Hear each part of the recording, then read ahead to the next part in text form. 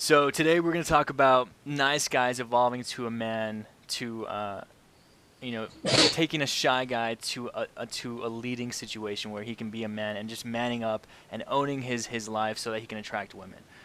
Because I know a lot of Putting shy guys. What's up? putting your foot on the man pedal. That's what Andy Yosha says. I Yeah, like that. Putting your foot down. yeah. So that's what we're going to talk about today. So how can a shy guy or a really nice guy um, be so that he can attract women and yeah, attract the woman that he wants. Yeah, So beautiful top. Before we get started, Tom, can you share with the guys a little bit about who you are and how you got to this point? Indeed, Aaron. I am an instructor, an executive instructor for Daygame.com, which is a company that teaches men how to meet and attract women during the day without any alcohol, without any cheesy pickup lines. So it's a lot about self-improvement, self-expression, the art of being yourself, your best self. That's what I do. I've done it for 3 years. And I came to this point through a lot of pain and a lot of fucking up. Can I swear on this Oh yeah. chat? Okay, beautiful. You motherfucking cunt. Sorry. Yeah, pain is the only way because this stuff is experiential. That means you have to learn by doing. So I was on the streets for 4 or 5 years. That makes me sound homeless. But I had a job, I had a 9 to 5 job when I was learning all of this. And I started by experimenting with just chatting to women in shopping centers and cafes.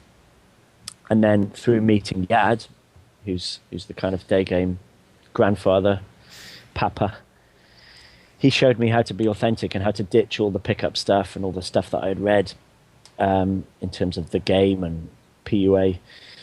And he taught me how to like put my balls on the line, jump in front of women, and tell them what I really think.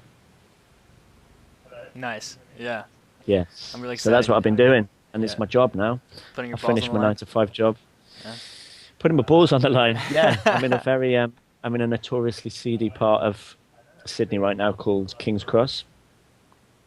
Cool. So putting your balls out there is a common thing in this part of town. Gotcha. Do you tell women if they ask you what you do?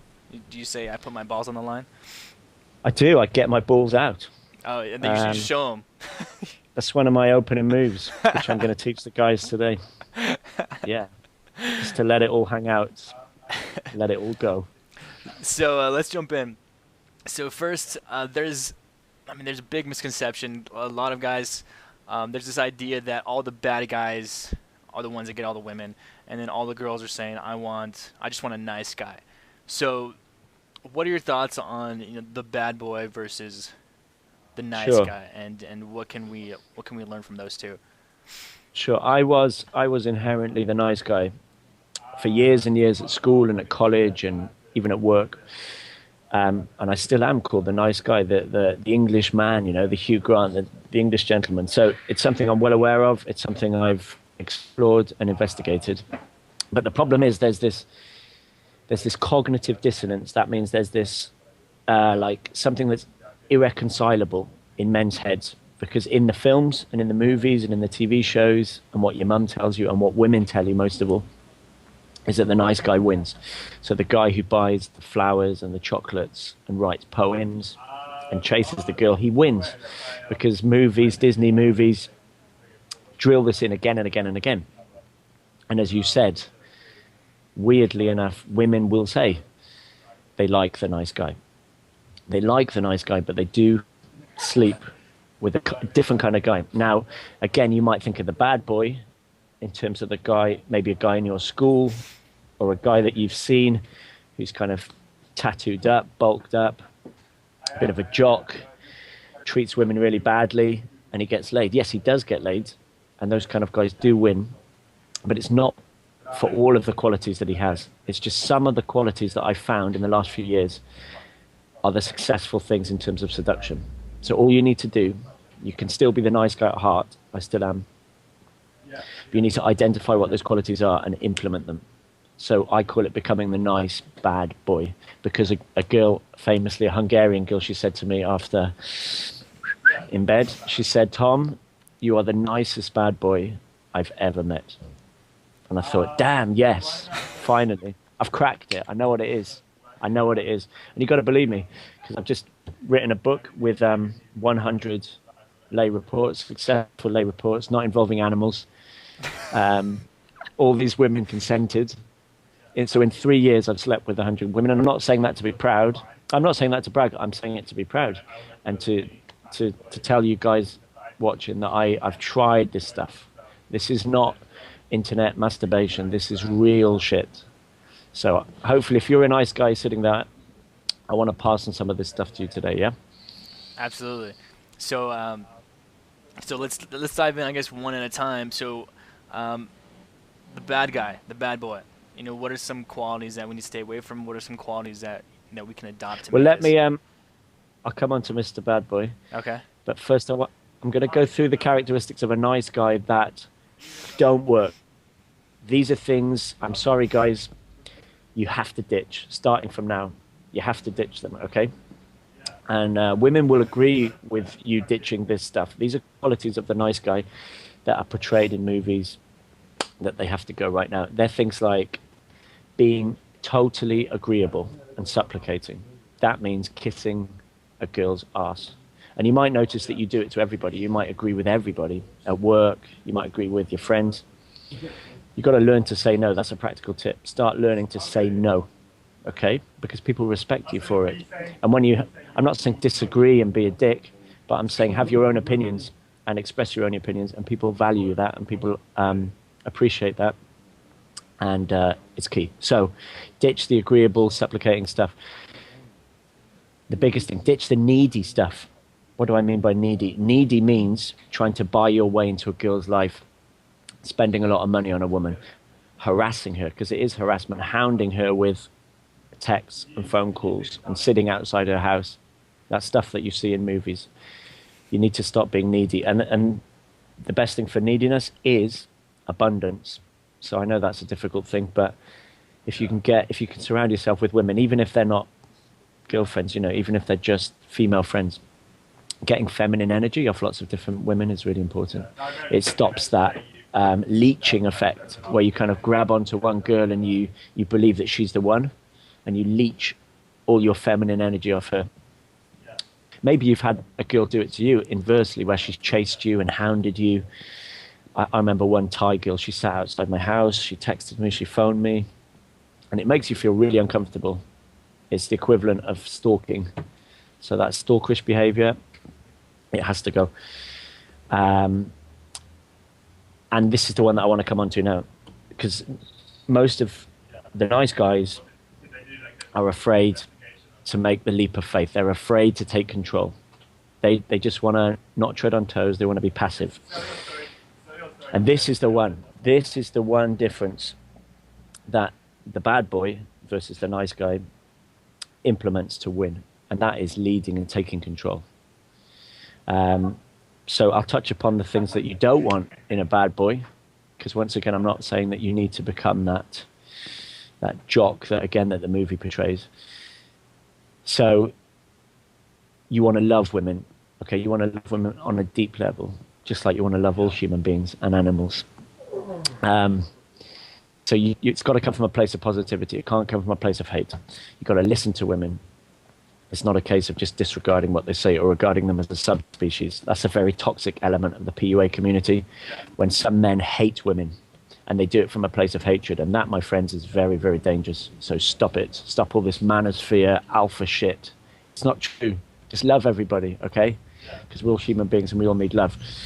So disrespecting women, treating women badly, all that stuff, it has to go. That's the really bad bits of the bad boy. Oh yeah, and breaking their hearts. Breaking their hearts. I did it for a while. It's in the book. And you realize that you're dealing with powerful emotions and powerful stuff here. So don't break women's hearts. Go with honesty, okay? Because the bad boy is not honest, and he just doesn't give a shit. So that old adage, leave them better than you found them, if you can, or at least leave them like you found them. That's my that's my quote. Because in the past, I would lie to lots of different girls and pretend that I was their boyfriend. Up to 5-10 girls at a time. It's not good. It's not good. It's going to end in a car crash, and you deserve it if you play that game. So practice honesty. But let's come back to leading. Is that cool, Aaron? Can we talk about leading? Let's talk about leading. Okay, men have got to soak this in because I'm coming from a geeky standpoint. I am officially an Oxford educated evolutionary biologist. That's right. I'm a professional nerd who was a teacher as well. So you've got to trust me, guys. This is coming from nerd status here, okay? That it's our biological imperative to lead as a man. Okay, if we're talking about courtship and mating, that is getting your end away. You've got to lead. Okay, think of it like a dance. You know, men lead and women follow. Now, that's not a sexist statement saying that we have to take control in all areas of life. No, you know, in terms of business and equal opportunities, of course, we're equal. But in terms of how we play the mating game, it's not equal. Mammalian evolution says that you, my friend, have to lead. So like it or lump it, you have to do the work. And I call these the leap of faith moments. Moments where it's very unnatural for a girl to lead. And if she did lead, like a couple of times in the book, a girl took control and it was weird.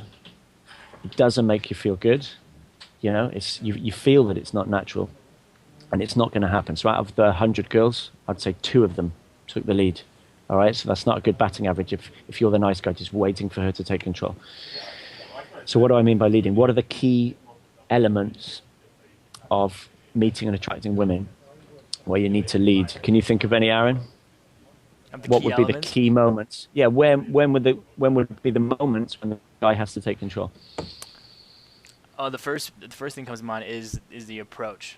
So I mean, you don't. Yes. I mean, you take the lead in the approach. The guy's one that goes up to the girl, and says hi and engages the interaction. Fantastic, yeah. Because there's no point being bitter about that. Many students I teach are like, "Pooh, it's not fair. You know, women don't have to do anything." Don't worry, women have different difficulties. So correct. Going up to women is your prerogative. You have to do it. And if you're not one of the chosen, i.e. if you're not Brad Pitt, you have to become one of the choosers. That's a line from Uncle Tom.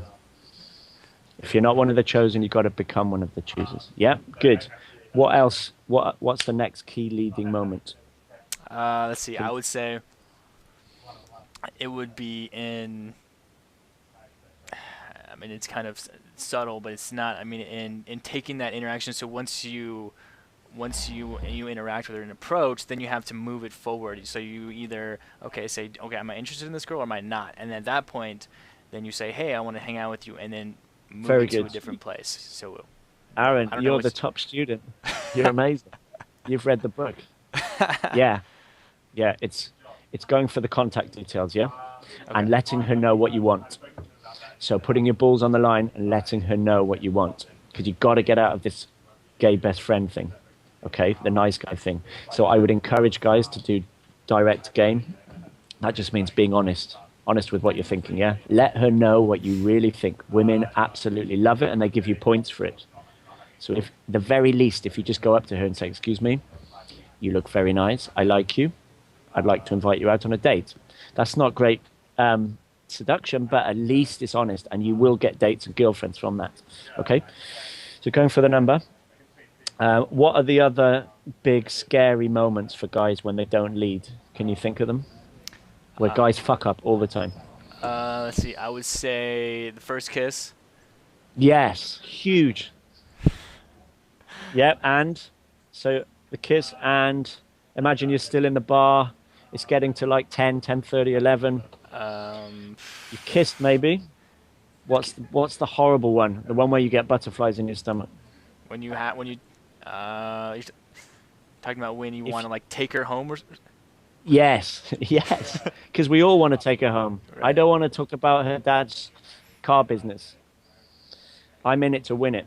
So it's deciding that you're going to stand up, walk outside, stop a taxi, and go. All these are called leap of faith moments because you know, Aaron, and I know, and guys all over the world know that this never kind of goes away, okay? It's a bit of excitement for me now, but it's still that feeling. It's in your stomach, and you think, shit, I have to do something. I have to take control. And just to let you know, guys, it doesn't go away, okay? That little voice in your head thinking, should I, shouldn't I? It doesn't go away. The nerves goes away, but the brain process doesn't go away. So it was a trick question, really, because if at any point in an interaction with a woman who you're trying to seduce, she is taking control, something's going wrong. Something's not right. Sorry to say, it's a bit like in salsa. If the woman starts to take control of the floor, something's wrong. Okay? So it's a trick question. You've got to lead all the way through, but the points that you just said, Aaron, are the main leading points. Right, that's what I thought you So were going for. Nice trick question. it's a nice trick question because guys will always give moments when they don't need to lead, but they do. So if a guy's watching this, he needs to scribble down these points, the big points that Aaron's just said. Number one, you've got to go up to her, whether it's in a bar, whether it's logging on the internet site, wouldn't recommend that, or whether it's what I like to do, going up to them during the day. Step number two, you have to direct the conversation because women will often try to sidetrack you, not intentionally, they just think you're being friendly. So they'll talk about shopping or they'll talk about their cat. You've got to take control of the situation and say, you know, I came up to you because I like you. I like this about you. You seem like this. I'd like to take you out. That's the next point. You have to go for the details. It's your job, okay? Don't give her your phone number. Don't wait by your phone for her to call because that's not leading. Take her phone number. Set up the date. Now, when you set up the date, don't ask, okay? Do you think George Clooney asks? No, he just tells. So rather than saying, are you free on Tuesday? Would you like to come out on Tuesday? You just use the magic word, let's. Okay, let's go for cheeky cocktails on Tuesday. And you could give her a cheeky little false choice. What's better, 7 o'clock or 8 o'clock? Or what's better for you, Tuesday or Thursday? Okay, but the idea is you set up a time, you set up a place, you have a plan, you sort logistics. So you know what pub you're going to go to, you know what bar you're going to go to, you know what time the bar closes. Okay, la-di-da-di-da, you go on the date. Chitty-chatty, chitty-chatty. Again, try to direct the conversation. Make some small little leading things. This is a practical tip. Decide where you're going to sit. If you can, pick a drink for her. Okay? If you're really confident, tell her what she should wear on the date. Girls love that. You know, I say wear something nice so we match. Or wear some nice shoes. Whatever. That requires a bit of confidence. But at the very minimum, just say, let's sit over here. Or try this drink, you know? Little leading steps. Talk to the guy behind the bar so she knows that you are social with everybody. And now, critically, the kiss. You got to go for the kiss. Hopefully, it should have been leading up to it. And I can't go into that now. There's hours and hours on how you lead up to a kiss, so it's not unexpected. And the good news is, even if you try and kiss and she doesn't kiss you back, it's still okay because you've shown your cards, you've put your balls on the line. So don't worry about that. It's good. As long as you don't freak out about it, as long as you just, you know, chill out about it. That's fine. And now the biggest leading step, which changed my game from Mr. Nice Guy to Mr. Nice Bad Boy, is finishing your drinks, going outside, and just saying the magic words, let's go. And she's like, what? Let's go. And she says, where are we going? And you say, Disneyland. Or you say, we're going to see some dolphins. Okay. Now, the critical thing here is to either get on the bus, get on the metro, or my favorite, the easiest, if you can afford it, open a cab door and get in. So many girls said to me afterwards, because I said, when did you know you were going to sleep with me? She said, when we got in the taxi. When we got in the taxi. So you've got to find a reason to go back to your house, you know. It's not manipulation because she knows what's going on anyway. Girls want it. You just have to lead. Come back to my house and play guitar. Come and smoke some shisha. Come and see my cat doing backflips, whatever. And then hopefully when she's in your house, you'll know what to do. But if you don't, it's your job again to lead. Take her into your bedroom, sit her on your bed, open the laptop, give her a massage, overcome her token resistance. I've got to go. It's okay, don't worry, I understand. And pull the trigger. Or as Jeffy says, run the train. Run the train, boys. Because once she's on your bed, don't talk about philosophy and religion and your essay. Pull the trigger, run the train. Because once again, even if you fail, she knows what you want, and in my experience, she comes back for more anyway. That sounds counterintuitive. But if you fail, at any of these leading points, at least you've been honest, and at least she knows what you want. You will never be put in the gay best friend box. Again, whew, that was a preach. That That was was leading in a nice. nutshell. Usually it takes about 5 hours of a seminar to teach that, but there you go, 20 Yeah. minutes. I think that was well laid out. Just hit all the key points, exactly what points I need to look out for to lead, not just leading the They're the major ones, but leading is a mindset. So you should right. always be leading. You know, even if it's just little things like come over here or sit here or show me your hand or qualifying her, you know, how tall are you? Stand up a second, stand up. Okay, that's leading. So all qualification is leading. There you Nice. go. Yeah, I think that's a good important lesson for guys, and for me too, just to always have the mindset of leading, even with you're not with a girl, when you're with your friends, suggest something to Yes, do, lead that interaction. So, I mean, if you're at the very grocery good. store, lead all the time, and then you get into that frame of leading, and then it comes naturally to you, and you don't have to think about, oh, I need to do this. It just comes naturally and habitual. Very good, yeah. So if you're just starting out or if you're the super nice guy, I want you to do a bit of homework, like you just said, Aaron. And instead of waiting for your friends to set up social things, you know, so set up parties and trips and outings and excursions and ideas, you try to set them up, okay? And people love it because people like to be led. People are followers. So there you go. Was that your mum? Yeah, that was. I haven't seen her in a while. Um, She says hi. yeah, just yeah, cool. Um, set up a thing. Say, look, guys, let's go on Wednesday. I know this really cool thing. Let's do this thing on Wednesday night. Who's coming? Set up a little Facebook group. It's amazing. People love to be led. So that's the one practical tip. And the second practical tip, which is going to affect your work or your college life, and that is what I said at the beginning: learn to say no. Because Western guys, especially British guys, I hate to say it, and people, Germans and Scandinavians are similar. We're very, very polite. We never want to tread on toes. Okay, and from living in Spain, where men are a lot more expressive and a lot more direct. Same within Russia. I don't know what the States is like, but I imagine it's similar to Britain in that guys just don't want to rock the boat. So if your boss asks you to do something which is not in your prerogative, it's okay to smile and be nice and say, I'm sorry, you know, I'm got a plan this weekend. I'm afraid I can't do it. And now you think he's going to ask you again? No, he's going to respect you. Okay. If you keep saying yes to women and to other men, they put you into the box that you've created. They put you into that supplicating box, and you kind of deserve it because you're being a pussy, as Sasha would say. You're pussying out. So just say no to little things or express your opinion about little things. It's this thing about challenging that we have at daygame.com. It's okay to challenge hot girls. It's okay to challenge people, not in an aggressive, negative way, but it's okay if you genuinely don't believe what they're saying. You say, interesting point, but from my point of view, this is what I think. And people are like, wow, holy shit, nice, I like it, yeah? So 2 bits of homework that you've got to do. Not you, Aaron. Right. Not you. Your listeners, your followers.